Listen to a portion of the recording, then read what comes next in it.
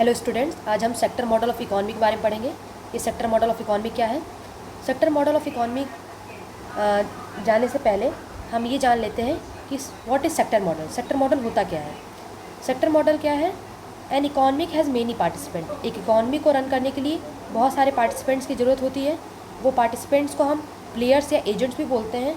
तो बेसिकली हमने अपने प्रीवियस लेक्चर में ये जाना था कि इकॉनमी में 4 बेसिकली एजेंट्स होते हैं। पहला हाउस होल्ड होता है, दूसरा फर्म्स होता है, तीसरा गवर्नमेंट होता है, चौथा फॉरेन कंट्रीज़ और रेस्ट ऑफ द वर्ल्ड और we can say external entities. So economist जो होते हैं, जो इकॉनमी के थिंकर होते हैं, वो इन्हीं सेक्टर्स को, इन्हीं पार्टिसिपेंट्स को ग्रुप करके उनको डिफरेंट सेक्टर्स में प्लेस करते हैं और इनसे वो ये समझने की कोशिश करते हैं कि how money, goods and services flow between them.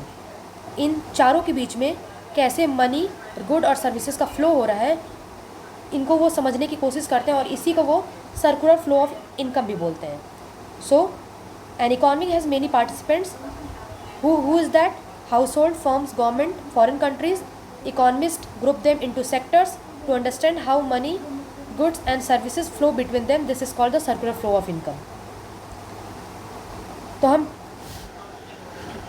Model types of sector model जानने से पहले हम ये समझ लेते हैं कि हाउस होल्ड क्या होता है, फर्म्स क्या होता है, गवर्नमेंट क्या होते हैं और फॉरेन कंट्री। हाउस होल्ड क्या होता है? हाउस होल्ड कंज्यूमिंग सेक्टर को भी होल्ड करता है। हाउस होल्ड को कंज्यूमिंग सेक्टर भी बोलते हैं, जो कि फैक्टर्स ऑफ प्रोडक्शन को ओन करता है। फैक्टर्स ऑफ प्रोडक्शन कौन कौन से हैं? लैंड है, लेबर है, कैपिटल है एंड एंटरप्रेन्योरशिप है। और जो ये सप्लाई करता है किसको? फर्म्स को या प्रोड्यूसिंग क्लास को, और उसके रिटर्न में उसको कुछ ना कुछ उससे मनी मिलती है, इनकम मिलती है। जैसे अगर आप अपना लेबर किसी कंपनी में प्रोवाइड कर रहे हैं तो उसके रिटर्न में आपको उसकी सैलरी मिलती है। इसी को हम हाउस होल्ड बोलते हैं। और हाउस होल्ड ना तो बस गुड फैक्टर्स ऑफ प्रोडक्शन को सप्लाई ही नहीं करता, बल्कि वो डिमांड भी करता है गुड्स एंड सर्विसेज को, जो फर्म्स या प्रोड्यूसिंग सेक्टर प्रोड्यूस करती है अपने इंडस्ट्री में या फैक्ट्री में। फर्म क्या होता है? फर्म इसको हम प्रोड्यूसिंग सेक्टर भी बोलते हैं, जो कि फैक्टर ऑफ प्रोडक्शन को हायर करता है फ्रॉम हाउस होल्ड और गुड्स एंड सर्विसेज प्रोड्यूस करता है और फिर से इसको मार्केट में सेल करता है, और जहाँ से हाउस होल्ड या कंज्यूमिंग सेक्टर उसको बाई करता है। जैसे टाटा मोटर एक कंपनी है, एक फर्म है, जो कि एक इंडिविजुअल की लेबर का यूज़ करके कार का प्रोडक्शन करती है और फिर कार को मार्केट में लेके जाती है और वहाँ से हाउस होल्ड और कंज्यूमर उसको बाई करके अपनी नीड्स को सेटिस्फाई करता है। इसी को हम फर्म्स बोलते हैं। गवर्नमेंट क्या होता है? गवर्नमेंट बेसिकली ये पब्लिक इंफ्रास्ट्रक्चर प्रोवाइड करता है और ये डिमांड करता है both goods, private goods and services and the factors of production. ये दोनों प्राइवेट गुड्स को भी डिमांड करता है, जो कि प्रोड्यूसिंग सेक्टर प्रोड्यूस कर रहा है, और फैक्टर्स ऑफ प्रोडक्शन को भी डिमांड करता है, जो हाउस होल्ड सेक्टर से लिंक करता है, उसको भी डिमांड करता है। तो it collect taxes from the household firms, spend on public goods like roads, defence, education, health care, और जो कि गैप को ब्रिज करता है किसके बीच में? पब्लिक नीड को, जो पब्लिक की डिमांड है, और प्राइवेट मार्केट को। प्राइवेट मार्केट को कैसे करता है? उसके गुड्स एंड सर्विसेज को कंट्रोल करके, फुलफिल करके, और पब्लिक नीड्स को, फैक्टर्स ऑफ प्रोडक्शन को डिमांड करके, और पब्लिक इंफ्रास्ट्रक्चर क्रिएट करके। तो गवर्नमेंट ये होता है। बेसिकली हमको जो एजेंट्स हैं उनके वर्क को समझना है कि वो कैसे इकॉनमी को इन्फ्लुएंस कर रहे हैं, कैसे वो मार्केट में अपना एक इम्पॉर्टेंट रोल प्ले कर रहे हैं। हमको बेसिकली यही समझने की कोशिश करनी है कि कंज्यूमिंग सेक्टर का क्या रोल है, प्रोड्यूसिंग सेक्टर का क्या रोल है, गवर्नमेंट सेक्टर का क्या रोल है एक इकॉनमी में, जो कि वो एक मेजर डिसीजन लेते हैं। फॉरेन सेक्टर क्या होता है? ये अदर कंट्रीज़ को रिप्रेजेंट करता है। अगर मैं यहाँ पे आपको पूरा समरी बताऊँ तो जो सेक्टर मॉडल है वो 3 टाइप्स में है। उसके 3 टाइप है। कौन कौन सा? पहला हमारा 2 सेक्टर मॉडल है, दूसरा हमारा 3 सेक्टर मॉडल है, तीसरा हमारा 4 सेक्टर मॉडल है। इसमें कौन कौन से इकोनॉमिक एजेंट है? 2 सेक्टर मॉडल में कंज्यूमर है, जिसको हम हाउस होल्ड सेक्टर भी बोलते हैं, और दूसरा हमारा प्रोड्यूसर है। 3 सेक्टर मॉडल में इन दोनों के साथ साथ हमारा गवर्नमेंट भी इंक्लूड हो जाता है, उसको हम 3 सेक्टर मॉडल बोलते हैं। और 4 सेक्टर मॉडल में ये तीनों के साथ साथ कंज्यूमिंग सेक्टर, प्रोड्यूसिंग सेक्टर और गवर्नमेंट के साथ साथ जब rest of the world include हो जाता है तो उसको हम 4 सेक्टर मॉडल बोलते हैं। इस फिगर से, इस फ्लो चार्ट से आपको इजीली डिफाइन हो रहा होगा कि यहाँ पे कोई भी एक्सटर्नल एंटिटीज़ नहीं है। मतलब ये कैसी इकॉनमी हो गई? एक तरह की ये क्लोज्ड इकॉनमी हो गई। क्लोज्ड इकॉनमी का मतलब क्या होता है? क्लोज्ड इकॉनमी का मतलब ये होता है कि जब हमारी इकॉनमी में ना तो इनफ्लो हो ना तो आउटफ्लो हो। इनफ्लो और आउटफ्लो किस चीज़ का? कैपिटल का। कोई भी इकॉनमी में जब इनफ्लो और आउटफ्लो ना हो किसी भी एक्सटर्नल कैपिटल का या फॉरेन कैपिटल का, या फॉरेन कैपिटल कहना ज़्यादा सही रहेगा, फॉरेन कैपिटल का, तो उसको हम क्लोज इकॉनमी बोलते हैं। दूसरे टर्म्स में ये कह सकते हैं कि ना तो वहाँ पे एक्सपोर्ट हो और ना तो वहाँ पे इंपोर्ट हो, तो उसको क्लोज्ड इकॉनमी बोलते हैं। ना तो फॉरेन कैपिटल का इनफ्लो है, आउटफ्लो है, और ना तो वहाँ पे एक्सपोर्ट इंपोर्ट है, उसको हम वैसी इकॉनमी को हम क्लोज्ड इकॉनमी बोलते हैं। और इस सेक्टर में हम देख सकते हैं कि ये एक ओपन इकॉनमी है। ओपन इकॉनमी में हमारा फॉरेन कैपिटल का इनफ्लो और आउटफ्लो दोनों होने लगता है,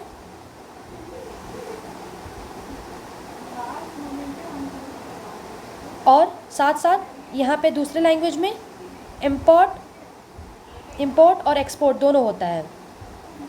तो वैसे इकॉनमी को हम ओपन इकॉनमी बोलते हैं। इस फिगर से हम 2 सेक्टर मॉडल समझते हैं। 2 सेक्टर मॉडल में 2 एंटिटीज़ होते हैं, consuming sector and producing sector. ये एक तरह का क्लोज्ड इकॉनमी है जहाँ पे कोई भी इनफ्लो और आउटफ्लो नहीं है किस चीज़ का? फॉरेन कैपिटल का, और ना ही तो इंपोर्ट एक्सपोर्ट है। वैसी इकॉनमी को क्लोज्ड इकॉनमी बोलते हैं। सो हाउस होल्ड सेक्टर जो होता है वो क्या ओन करता है? फैक्टर्स ऑफ प्रोडक्शन ओन करता है, जो कि फैक्टर्स ऑफ प्रोडक्शन कौन कौन से? लैंड है, लेबर है, कैपिटल है और एंटरप्रेन्योरशिप है।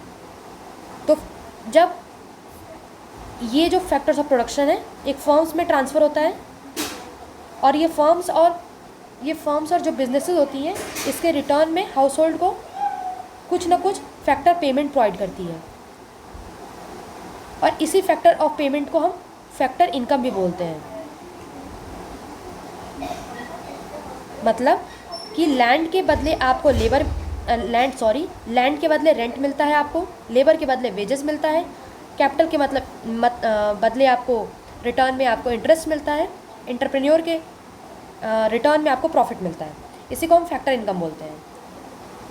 जब पूरे फैक्टर ऑफ प्रोडक्शन एक फर्म में जाते हैं तो वहाँ से कोई ना कोई एक नया कमोडिटीज़ क्रिएट होता है, गुड्स और सर्विसेज क्रिएट होता है, जो कि फिर से हाउस होल्ड सेक्टर के पास जाता है,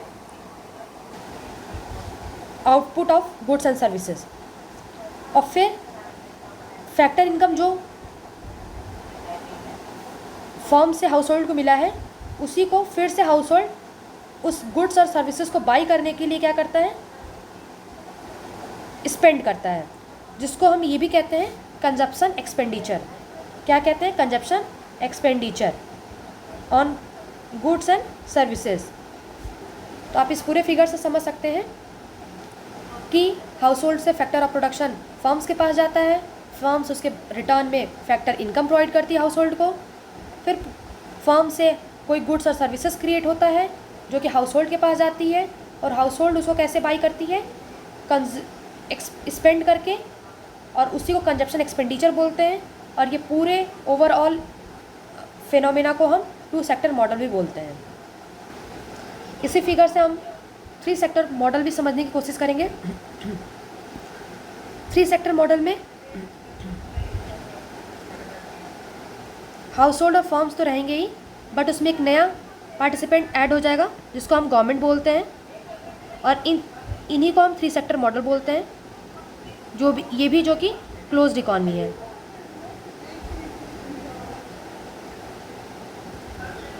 यहाँ पे गवर्नमेंट को हम लिख ले रहे हैं। सो हाउस होल्ड और बिजनेस फर्म भी क्या गवर्नमेंट को प्रोवाइड करती हैं, टैक्स प्रोवाइड करती हैं,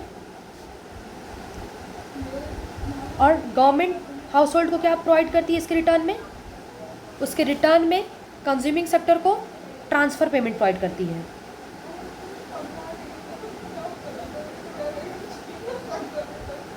ट्रांसफ़र पेमेंट जैसे कि लाइक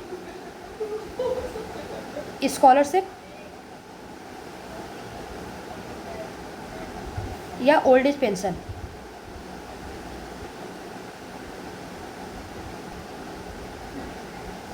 ट्रांसफ़र ऑफ पेमेंट क्या होता है?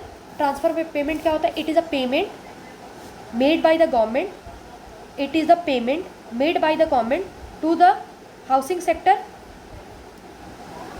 or to the consuming sector on behalf of that consuming sector does not provide or deliver any service to the government। मैंने क्या कहा कि ये एक ऐसा पेमेंट होता है जो कि government sector house hold sector को प्रोवाइड करता है और जिसके रिटर्न में कंज्यूमिंग सेक्टर कोई भी सर्विस डिलीवर नहीं करता है, कोई भी सर्विस प्रोवाइड नहीं करता है। किसको? गवर्नमेंट को। क्या हम स्कॉलरशिप जब लेते हैं तो क्या हम गवर्नमेंट को कोई इसके बदले सर्विस प्रोवाइड करते हैं? नहीं ना। तो उसी को हम ट्रांसफ़र पेमेंट बोलते हैं। अब इधर देखते हैं, फर्म्स भी गवर्नमेंट को क्या प्रोवाइड करता है? टैक्स प्रोवाइड करता है, और इसके बदले गवर्नमेंट फर्म्स को क्या प्रोवाइड करता है? सब्सिडी प्रोवाइड करता है। सब्सिडीज़ क्या होते हैं?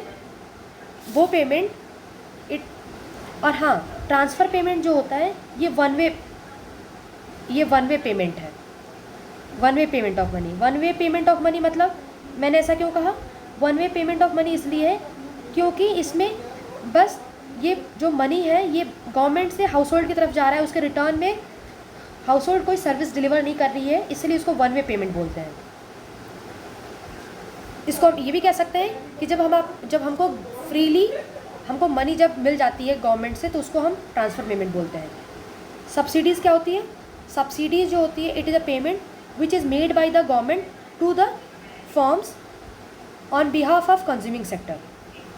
यहाँ पे कंज्यूमिंग सेक्टर कोई भी सर्विस डिलीवर नहीं कर रहा था, लेकिन यहाँ पे क्या हो रहा है कि गवर्नमेंट बिजनेसेस को सब्सिडीज़ प्रोवाइड तो कर रही है, लेकिन किसके बिहाफ में? हाउस होल्ड सेक्टर के बिहाफ में। जिसका मतलब that means the payment which must be paid by the consumer, वो पेमेंट जो कि कंज्यूमर के द्वारा पेमेंट की जानी चाहिए लेकिन प्रोड्यूसिंग सेक्टर को, लेकिन वो जो पेमेंट है वो गवर्नमेंट रेंडर कर रही है या डिलीवर कर रही है या प्रोवाइड कर रही है किसको? प्रोड्यूसिंग सेक्टर को। उसको सब्सिडीज़ बोलते हैं। जैसे कि आप अगर गवर्नमेंट की स्कीम के थ्रू कोई अपने यहाँ जैसे सोलर पावर प्लांट लगाना चाहते हैं तो गवर्नमेंट उस पर सब्सिडीज़ प्रोवाइड करती है कि आप जैसे 1 लाख का मान लीजिए पावर प्लांट का पूरा सिस्टम आपके घर पे बैठेगा, तो गवर्नमेंट ये बोलती है कि तुम कंज्यूमिंग सेक्टर से 70,000 लो और जो रिमेनिंग 30,000 है वो मैं तुमको डायरेक्ट पेमेंट कर दूंगा। तो ये जो डायरेक्ट पेमेंट है किसका? बेसिकली ये कंज्यूमिंग सेक्टर का है, लेकिन इसको कौन पे कर रहा है? गवर्नमेंट पे कर रही है। किसको? प्रोड्यूसिंग सेक्टर को। और इसी को सब्सिडीज़ बोलते हैं। तो आप 3 सेक्टर मॉडल भी आप समझ चुके होंगे। अब मैं 4 सेक्टर मॉडल को एक्सप्लेन करने जा रही हूँ कि 4 सेक्टर मॉडल क्या होता है। 4 सेक्टर मॉडल में एक नए एंटिटीज़ का एडिशन होता है जिसको हम रेस्ट ऑफ द वर्ल्ड बोलते हैं, या जिसको हम एक्सटर्नल एंटिटीज़ भी बोलते हैं। और इस पूरे सिस्टम को हम ओपन इकॉनमी बोलते हैं।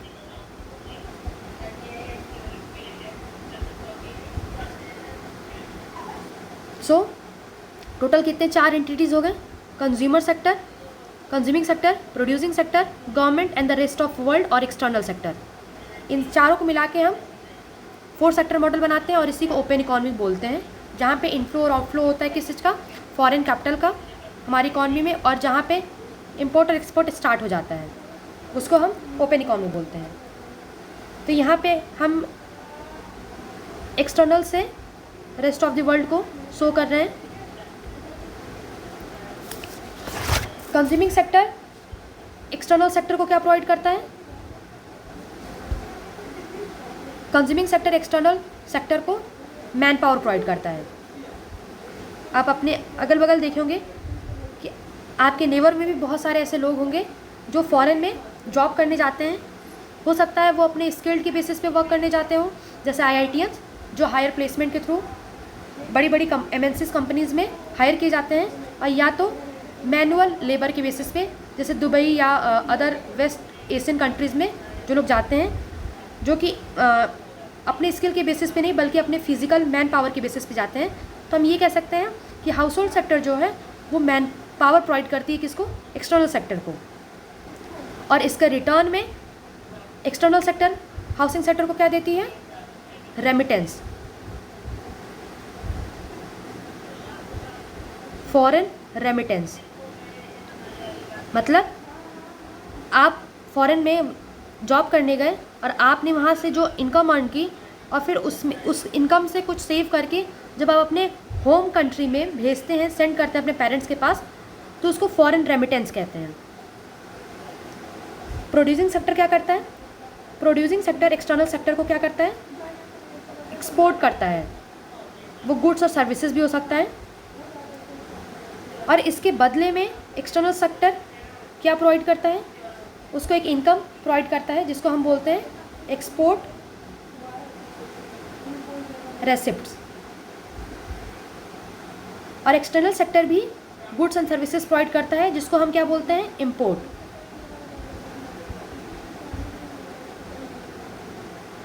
और इसके बदले में हमारी जो कंट्री है वो एक्सटर्नल सेक्टर को क्या देती है?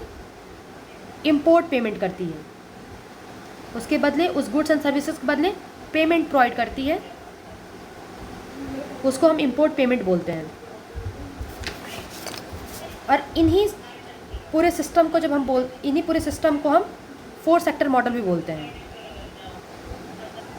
अगर आपको कोई भी डाउट हो तो प्लीज़ आप उसको कमेंट में पूछिएगा, मैं उसको ज़रूर आंसर करने की कोशिश करूँगी। तो हम ये 4 sector model, 2 sector model and 3 sector model complete way में समझ चुके हैं। 2 सेक्टर मॉडल जो है हमको अपने विलेज लेवल पे या अपने एरिया लेवल पे देखने को मिलता है। ये एक तरह का बेसिक फॉर्म है किसी भी इकॉनमी का। और 3 सेक्टर मॉडल हमको अपने कंट्री लेवल पे देखने को मिलता है, जहाँ पे गवर्नमेंट भी होती है। और 4 सेक्टर मॉडल जो होता है वो वर्ल्ड लेवल पे देखने को मिलती है, जहाँ पे एक्सटर्नल एंटिटीज़ भी इंक्लूडेड होते हैं, जिसको हम ओपन इकॉनमी भी बोलते हैं। एक नया कॉन्सेप्ट समझते हैं, लीकेज एंड इंजेक्शन।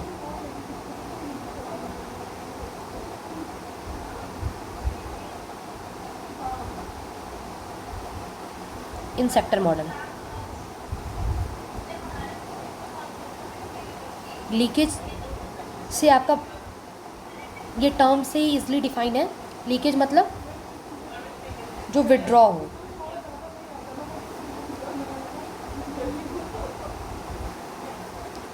या जो लीव कर, इसको हम लीविंग भी बोल सकते हैं, जो लीव कर रहा हो। और इंजेक्ट मतलब जहाँ पे हम ऐड करें और या एंटर करें।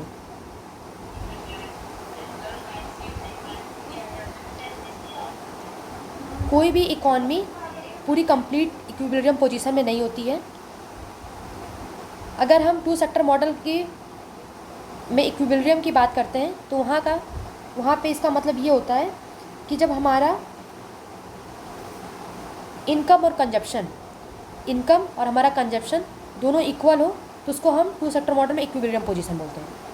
3 सेक्टर मॉडल में इक्विलिब्रियम पोजीशन कब आता है?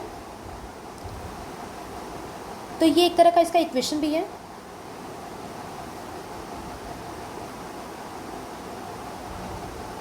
जहाँ पे हमारा इनकम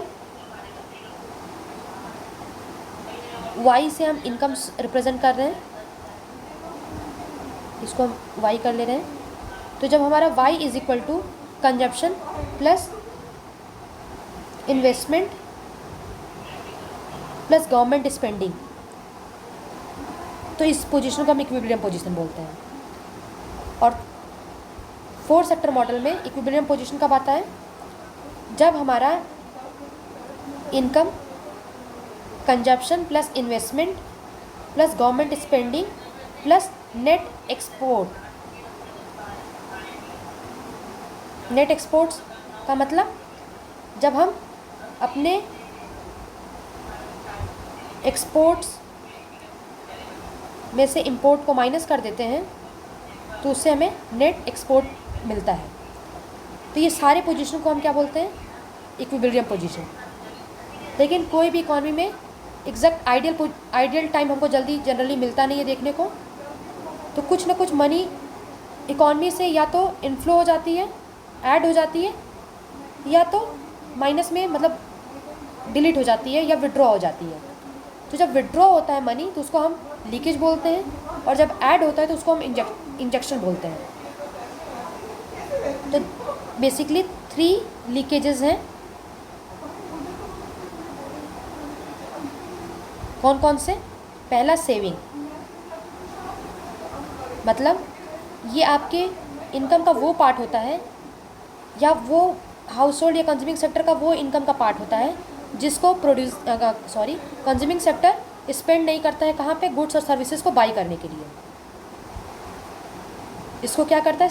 स्पेंड ना करके बेसिकली इसको क्या करता है? वो सेव करता है। तो अगर इसको समझने की कोशिश करें, जब ये अपना पूरा इनकम स्पेंड नहीं कर रहा है और कुछ सेव कर रहा है, तो सेव कर रहा है तो हम इसे क्या समझ रहे हैं कि विड्रॉ कर रहा है सर्कुलर फ्लो से। विड्रॉ कर रहा है मतलब तो वो माइनस कर रहा है, मतलब जितना हमें स्पेंड करना चाहिए उतना नहीं कर रहा है। तो एक तरह का सेविंग में क्या है? लीकेज है। वो सर्कुलर फ्लो ऑफ इनकम से जब हम कोई मनी अलग से सेव करके रख देते हैं अपने होम में, तो उसको हम लीकेज के कैटेगरी में रखते हैं और जिसको हम सेविंग बोल रहे हैं। दूसरा होता है टैक्सेस।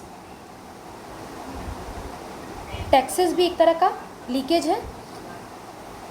जब हमसे गवर्नमेंट या फर्म्स या कंज्यूमिंग सेक्टर से जब गवर्नमेंट टैक्स चार्ज करती है तो बेसिकली जो मार्केट है उससे जो हमारा एक अमाउंट है वो कहाँ पे चला जाता है? गवर्नमेंट के पास चला जाता है।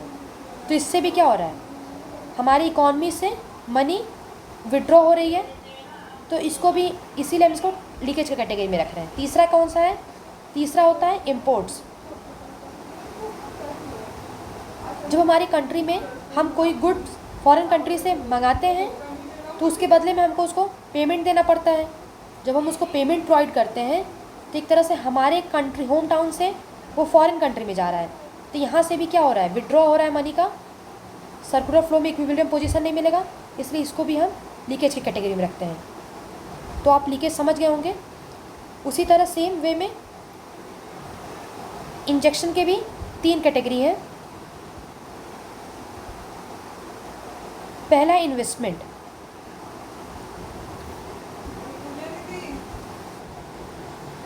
इंजेक्शन मतलब हम जब ऐड करते हैं। तो इन्वेस्टमेंट क्या है? ये total expenditure by the firm on a capital expansion. जब कोई भी फर्म अपने कैपिटल एक्सपेंशन को क्रिएट करने के लिए कोई भी एक्सपेंडिचर जब करती है तो उसको हम इन्वेस्टमेंट बोलते हैं, जिससे आगे चल के उसकी इंडस्ट्री और एक्सपेंड करेगी और उसका इनकम जो होगा और राइज करेगा। मतलब वो और ऐड कर रहा है अपनी बिजनेसेस को एक्सपेंड करने के लिए। क्या ऐड कर रहा है? मनी और ऐड कर रहा है अपनी बिजनेस एक्सपेंड करने के लिए। तो एक तरह से हमारे सर्कुलर फ्लो में और इनकम ऐड हो रहा है, जिसको हम इन्वेस्टमेंट बोलते हैं। और इन्वेस्टमेंट इसीलिए इंजेक्शन का पार्ट है। दूसरा कौन सा है? Government expenditure. गवर्नमेंट एक्सपेंडिचर ये वो सारा एक्सपेंडिचर, वो टोटल एक्सपेंडिचर जो गवर्नमेंट गुड्स एंड सर्विसेज पे कंज्यूमर और प्रोड्यूसिंग सेक्टर को प्रोवाइड करता है। जैसे हमने अपने प्रीवियस अभी देखा था कि कंज्यूमिंग सेक्टर को गवर्नमेंट क्या देता है? ट्रांसफ़र पेमेंट देता है, जिसके बिहाफ में कंज्यूमिंग सेक्टर कोई भी सर्विस डिलीवर नहीं करता है गवर्नमेंट को, जैसे कि pension, old age pension and scholarship, और प्रोड्यूसिंग सेक्टर को सब्सिडी देता है। तो ये क्या कर रहा है, गवर्नमेंट जो है इकॉनमी में ऐड कर रहा है फ्लो ऑफ मनी को, इसीलिए इसको इंजेक्शन की कैटेगरी में रखे हैं। तीसरा हमारा है एक्सपोर्ट्स। एक्सपोर्ट्स कैसे हमारा इसमें है, जब हम कोई अपना गुड्स फॉरेन कंट्रीज़ में सेल करते हैं तो फॉरेन कंट्रीज उसके बदले हमको इनकम प्रोवाइड करती है, जिसको हम एक्सपोर्ट रेसिप्ट बोलते हैं। तो एक्सपोर्ट रेसिप्ट भी क्या कर रहा है, हमारे होम कंट्री में एक वैल्यू ऐड कर रहा है, एक इनकम ऐड कर रहा है, इसीलिए हमारे सर्कुलर फ्लो में इनकम ऐड हो रहा है, इसीलिए इसको भी इंजेक्शन की कैटेगरी में रखते हैं। तो ये है लीकेज और इंजेक्शन की कैटेगरीज। तो पूरे लास्ट में इसको समझने की कोशिश करते हैं। ये मान लीजिए फर्म है, ये हाउस होल्ड है, और ये पूरा ये सर्कुलर फ्लो ऑफ इनकम है। इधर से विड्रॉ हो रहा है सपोज करिए, और इधर से ऐड हो रहा है। विड्रॉ को हम क्या बोलते हैं, जब लीकेज होता है, और जब कुछ चीज़ इंजेक्ट होता है हमारी इकॉनमी में तो उसको हम एडिशन की कैटेगरी में रखते हैं। जब गवर्नमेंट एक्सपेंडिचर करती है, जब कंपनी अपने फर्म्स को और एक्सपेंड करने के लिए इन्वेस्ट करता है, और जब हमारी कंट्री से कोई भी फर्म्स फॉरेन कंट्री में अपने गुड्स एंड सर्विसेज को सेल करता है तो उसके बदले में जो उसको मनी मिलती है उसको हम एक्सपोर्ट रेसिप्ट बोलते हैं, और उससे भी हमारी इकॉनमी में मनी इनकम ऐड होती है। लीकेज क्या क्या है, जैसे कोई हाउस होल्ड सेव कर लिया, पूरा अपना अमाउंट स्पेंड नहीं किया अपने गुड्स एंड सर्विसेज को बाई करने के लिए, जो हम गवर्नमेंट को टैक्सेस प्रोवाइड करते हैं, और जो हम फॉरेन कंट्री से कोई भी गुड्स और सर्विसेज जो बाई करते हैं उसके बदले में जब हम उनको पेमेंट करते हैं तो उसको भी हम इंपोर्ट की कैटेगरी में रखते हैं, जहाँ से विड्रॉ हो रहा है मनी का। तो ये पूरा क्रक्स है। और balance of leakage and injection in open economy case, जब पूरा ये कब बैलेंस पोजीशन में आएगा, पूरे फिगर से ये इजीली डिफाइन है। जब हमारा इन्वेस्टमेंट, गवर्नमेंट एक्सपेंडिचर और एक्सपोर्ट इज इक्वल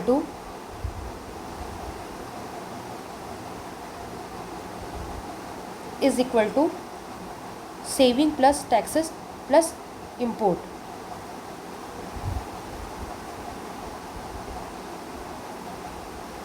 तब हमारा इक्विलिब्रियम पोजीशन आएगा। Thank you.